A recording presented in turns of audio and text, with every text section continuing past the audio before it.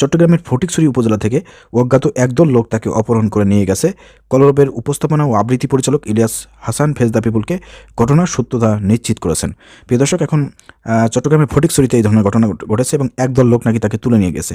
তো এখন আমরা সেই গোপন যে ভিডিওটি আমাদের কাছে এসেছে প্রিয় দর্শক, সাইদকে যে আপনার উদ্ধার করা হয়েছে সেই ভিডিওটি আপনাদেরকে দেখাবো। তার আগে একটা বিষয় আলোচনা না করলেই নয় প্রিয় দর্শক, সেটা হলো যে আপনার একটু চিন্তা করে দেখেন যে মানে সে অপহরণ হয়েছে, একদল লোক তাকে অপহরণ করেছে এবং অতি অল্প সময়ের মধ্যে আবার তাকে আপনার মানে উদ্ধার করা হয়ে গেল।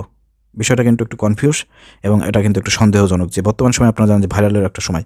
তো মুফতি সাঈদ তিনি নিজেই অপহৃত হওয়ার চেষ্টা করেছেন কিনা এবং অথবা নিজেই লোকাইতে থেকে এই ধরনের সংবাদ মাধ্যমে এই ধরনের প্রচারণ করছেন কিনা, ভাইরাল হওয়ার জন্য কিনা। সামনে আপনারা জানেন যে আগামীতে কিন্তু শীতের সময় মাহফিলের কিন্তু একটা সিজন, আর মুফতি সাঈদ তো তিনি মাহফিল করেন এবং মাহফিলের ময়দানে কিন্তু মুফতি সাঈদের ওরকমের একটা ভ্যালু নাই। আপনারা জানেন যে গত কয়েকদিন আগে থেকে কিন্তু 5 আগস্টের পর থেকে মুফতি সাঈদকে নিয়ে একটা আলোচনা হয়েছে যে শাহবাগে তিনি অবস্থান